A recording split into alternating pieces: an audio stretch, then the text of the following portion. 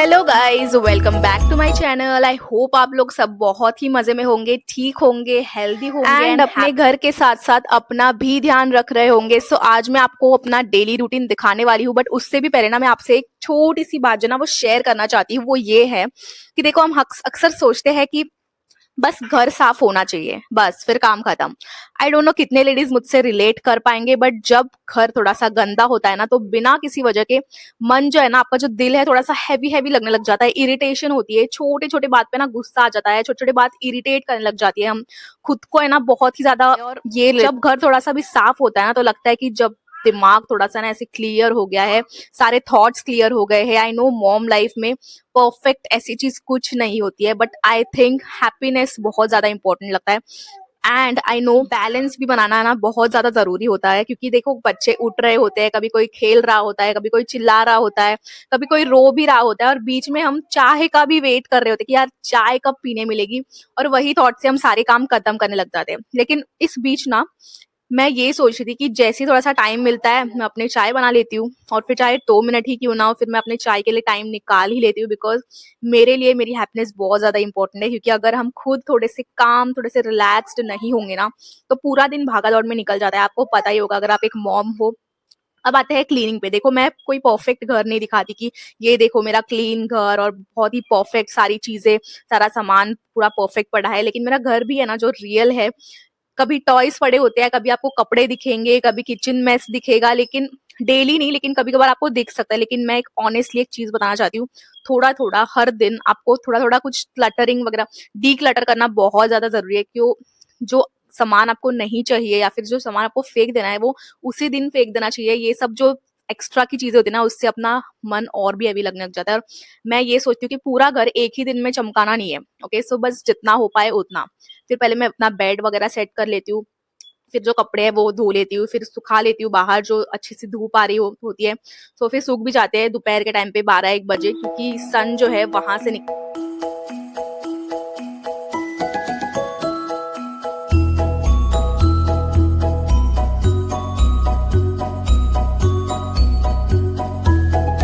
सो मेरा मानना यह है कि सिर्फ घर की सफाई नहीं, लेकिन मन की सफाई भी उतनी ही ज्यादा जरूरी एंड इम्पोर्टेंट होती है, खास करके लेडीज के लिए। क्योंकि लेडीज ना बहुत ज्यादा इमोशनल होती है, छोटी छोटी बात पे हमें थोड़ा सा डर या फिर गुस्सा या फिर चिड़चिड़ होने लग जाती है। वो इसीलिए होता है बिकॉज हम इतने सारे काम एक साथ संभाल रहे होते हैं।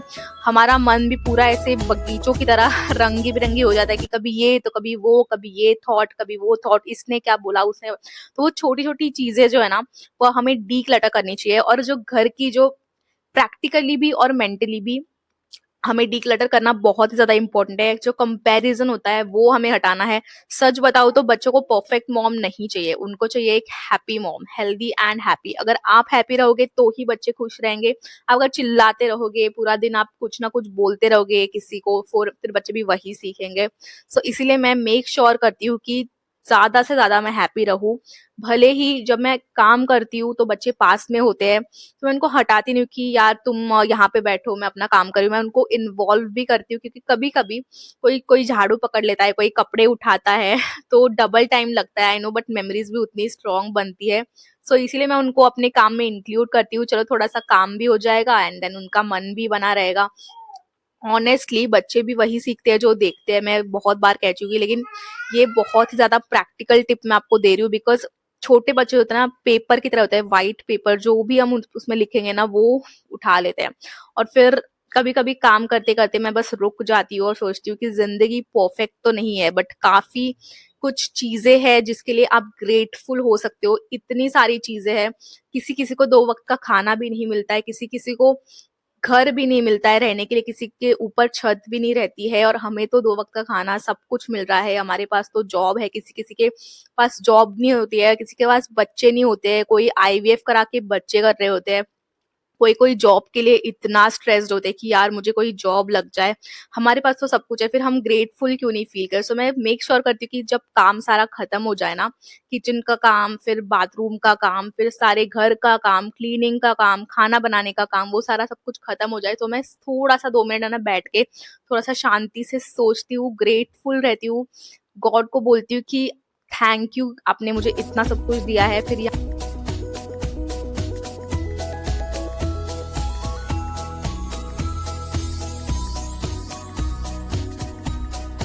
सो गाइज यहाँ पे आप देख सकते हो कि मैंने थोड़ा सा किचन वगैरह साफ करने को ले लिया है एंड ये जो गीला एंड सूखा कचरा है ये अलग अलग करके रख रही हूँ बिकॉज हमारे यहाँ पे जो कचरे वाला आता है उसको पूरा अलग अलग करके चाहिए होता है। सो फिर मैं यहाँ पे अपना किचन पहले पूरा साफ कर लेती हूँ एंड तो बस गाइज मेरा से एक सिंपल सा रूटीन है ये डेली का एंड मैंने सोचा कि क्लीनिंग और एनर्जी को लेके आपको मेरे थॉट्स शेयर करूँ। देखिए क्लीनिंग घर अगर साफ होगा तो आपका मन साफ होगा एंड एनर्जी भी साफ होगी। जो आपके अंदर नेगेटिव एनर्जीज आती है ना, लोग भी कभी कभी नेगेटिव होते हैं जो आपके पास अराउंड रहते हैं। कभी कभी आप बाहर जाते हो तो नेगेटिव लोगों की एनर्जी तो जो हम ग्रास्प कर लेते हैं वो हमें हटानी होती है। इसलिए हम जो है ना प्रैक्टिकली भी और मेंटली भी अपना डी क्लटर करके वो नेगेटिव एनर्जी को दूर कर देते हैं। अगर आपका घर साफ नहीं रह पाता हर दिन तो खुद को ब्लेम मत कीजिए कि यार मैं तो घर साफ नहीं है, ये नहीं है, वो नहीं है। आप ऑलरेडी बहुत कुछ कर रहे हो, सो वही बहुत सारा इनफ है। थोड़ा सा घर, थोड़ा सा मन, बस इतना साफ रखना बर्तन काफी धोते है। धोते ना मुझे एक बात याद आई कि जब मैं छोटी थी, लाइक स्कूल में थी, तब मेरी मम्मी मुझसे ऐसे कभी कभी बोलती थी कि यार थोड़ा सा बर्तन धो दे, जो चाय वाले बर्तन है वो धो दे एटलीस्ट। तो मैं इतना गुस्सा करती थी ना कि नहीं मैं ये काम नहीं करूंगी वगैरह वगैरह, मुझे ये है, मुझे स्टडीज करना है, मुझे यहाँ पे जाना है, वहां पे जाना है। लेकिन अभी समझ आता है कि ये सारे जो काम है ना उसमें कितना सुकून भी मिलता है, राइट। मतलब ऐसा नहीं है कि सिर्फ काम ही करना है, उसमें थोड़ा सा हमें रिलैक्सेशन भी मिलता है और एक तसल्ली मिलती है कि हाँ भाई मैंने कुछ तो काम किया है, क्लीनिंग की है। सो अपना मन भी बहुत ही साफ हो जाता है। सो ये सब सोचते ना मैं सोचती हूँ कि यार उस टाइम पे मैंने क्यों नहीं थोड़ी सी हेल्प कर दी मम्मी को। तो चलिए कोई बात।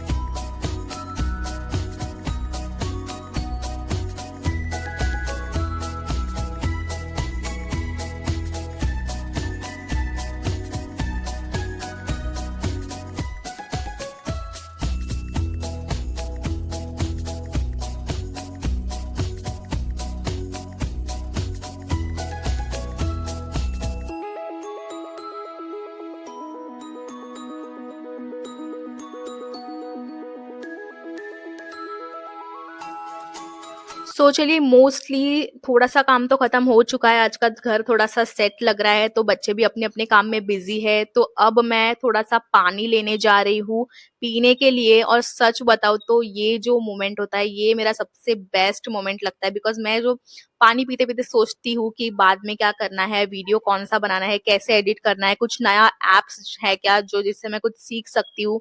तो जब मैं पानी का ग्लास हाथ में लेती हूँ तो पहला सिप जो लेती हूँ ना, फिर पूरा दिन एक सेकंड ऐसे रुक गया है ऐसे हो जाता है।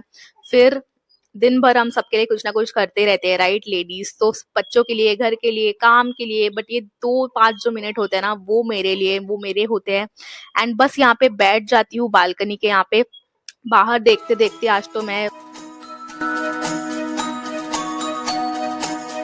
तो यहाँ गाइस पानी वानी पीने के बाद मैंने सोचा कि आज खाने में क्या बनाऊं। तो मैंने सोचा चलो घर पे ये कद्दू वगैरह है तो सांबर ही क्यों ना बना लूं। और यहाँ पे देख सकते हो बहुत ही अच्छा सन दिख रहा है बाहर। एंड यहाँ पे मैं बना रही हूँ गोभी की सब्जी आज के रात के खाने के लिए।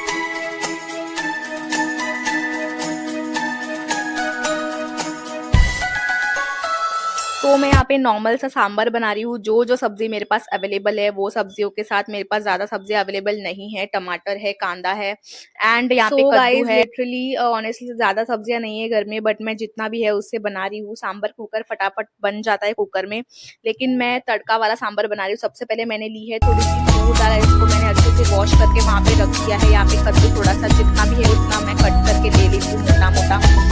एंड दाल ज़्यादा लेने की ज़रूरत नहीं होगी बिकॉज ये सांबर लाइट ही अच्छा लगता है। दाल के साथ मैं डाल रही हूँ थोड़ी सी हल्दी और नमक टेस्ट के हिसाब से। और देखो मेरे पास ज़्यादा सब्जी नहीं है बट फिर भी सांबर आपको अगर टेस्ट चाहिए तो आपको वो ऑथेंटिक सांबर का टेस्ट है ना वो आपको सांबर मसाला से भी आ सकता है। लेकिन मेरा जो गाँव का मसाला है लाल वाला वो भी बहुत ही इनफ है, उससे भी टेस्ट बहुत ही अच्छा आता है।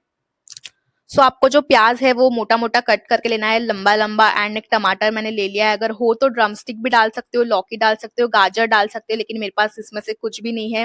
गाजर था लेकिन वो थोड़ा सा खराब हो चुका है, बहुत दिनों का था, सो मैंने नहीं लिया वो गाजर। यहाँ पे मिर्ची मैंने ली है, आप वो जो बेडगी मिर्ची होती है वो डाल सकते हो, जो मोटी वाली लाल मिर्च होती है वो डाल सकते हो जो कि तीखी नहीं होती है। एंड यहाँ पे मेरे पास वो नहीं है इसलिए मैं ये लाल मिर्च का यूज कर रही हूँ। देखो बाहर बहुत ही अच्छी धूप आ चुकी है, मुझे धूप ना बहुत ज्यादा पसंद है, मैं कहीं मैं जादू तो नहीं हूँ। सो चलिए यहाँ पे मैंने कुछ ये खड़े मसाले डाल दिए हैं 2-3 जितने भी थे मेरे पास। एंड यहाँ पे तेज पत्ता डाल दिया है 2। इसको अच्छे से फ्राई वगैरह भून के जब हो जाएगा तो आपको डालना है कांदा। जो मैंने लंबा लंबा कट करके ले लिया है। सो यहाँ पे मैं कांदे के पहले थोड़ा सा डाल देती हूँ राई डालने के बाद जब वो ऐसे तड़का लग जाए ना, उसमें वो फूटने लग जाए, थोड़ा कहते हैं उसको, वो जो ऊपर आने लग जाए ना, फिर आपको डालना है एक कांदा लंबा लंबा कट किया हुआ। फिर इसको थोड़ा सा अच्छे से फ्राई करके स्टर करके इसको आपको भून लेना है। फिर भून लेने के बाद जो भी मेरे पास सब्जियां थी, जैसे कि ये मेरे पास बीन्स थे और ये यहाँ पे मैं डाल रही हूँ कद्दू, एंड इसको मैंने अच्छे से मिला लिया है। फिर अच्छे से मिलाने के बाद आप इसमें मसाले डाल सकते हो। मसाले डालने से पहले आपको ये टमाटर डाल दे रही हूँ, एक जो मेरे पास टमाटर पड़ा हुआ था वो डाल दिया मैंने, और फिर अच्छे से वो मैंने ऊपर नीचे करते हुए फिर ये जो एसोफिटीडा है, एसोफिटीडा मतलब क्या बोलते हैं यार उसको, एसोफिटीडा, ओ माय गॉड क्या बोलते हैं उसको, हींग है, हींग डाल दिया है, एंड देन हल्दी थोड़ा सा, एंड जो गाँव का मसाला मैंने आपको बोला था ना लाल मसाला, वो मैंने डाल दिया, उससे बहुत ही अच्छा टेस्ट आता है, वो जो लाल मिर्च वाला टेस्ट ना वो उसमें आता है। चलो फिर सांबर को मैंने कुकर पे चढ़ा दिया है, एंड यहाँ पे मैं अपने बाल बना रही हूँ। यहाँ पे बाल जब मैं बनाती हूँ ना, सो बहुत ही अच्छा लगता है तेल वगैरह लगा के, फिर मेरे जो टेंशन है वो खत्म हो जाते हैं, आधे टेंशन तो वहीं पे खत्म हो जाते हैं, इसलिए मैं मेक श्योर करती हूँ कि मेरे बाल सेट हो। यहाँ पे देखो बेबीज खेल रहे हैं दोनों, तब तक मैं यहाँ पे ये जो है राइस वगैरह चढ़ा दे रही हूँ। बेबी को राइस तो लगता ही है रोज, इसीलिए राइस बनाना जरूरी है। वो जो हमने गांव से लाया है वो वाला राइस ये। ये यहाँ पे मैं बेबी को थोड़ा सा सांबर और राइस दे रही हूँ, इसको बहुत ही ज्यादा पसंद है। इसको राइस जैसे ही 6 या 7 बज जाते हैं ना शाम के, इसको कुछ ना कुछ खाने का मन करता है, इसलिए मैं कुछ नाश्ता वगैरह बना लेती हूँ या फिर यहाँ पे इसको राइस ही दे देती हूँ। अभी मेरे पास कुछ नाश्ते के लिए पड़ा नहीं है, तो यहाँ पे राइस दे रही हूँ। ये देखिए सांबर को बहुत ही अच्छा फ्लेवर आया है। सांबर में ऐसे थोड़ा सा आपको मैश कर देना है, बिकॉज सब्जी आपको ऐसे मोटी मोटी नहीं दिखनी चाहिए, एक हाथ दिख गई तो वो अच्छी लगती है, लेकिन ये ज्यादा सब्जी आपको मोटी नहीं दिखनी चाहिए, इसलिए मैं इसको थोड़ा सा मैश करके बेबी को इसमें सांबर दे दिया है। फिर बाद में मैं और एक बार इसको थोड़ा सा है पानी वगैरह गर्म करके और थोड़ा सा और एक बार तड़का लगाऊंगी, फिर ये बहुत ही अच्छा हो जाएगा।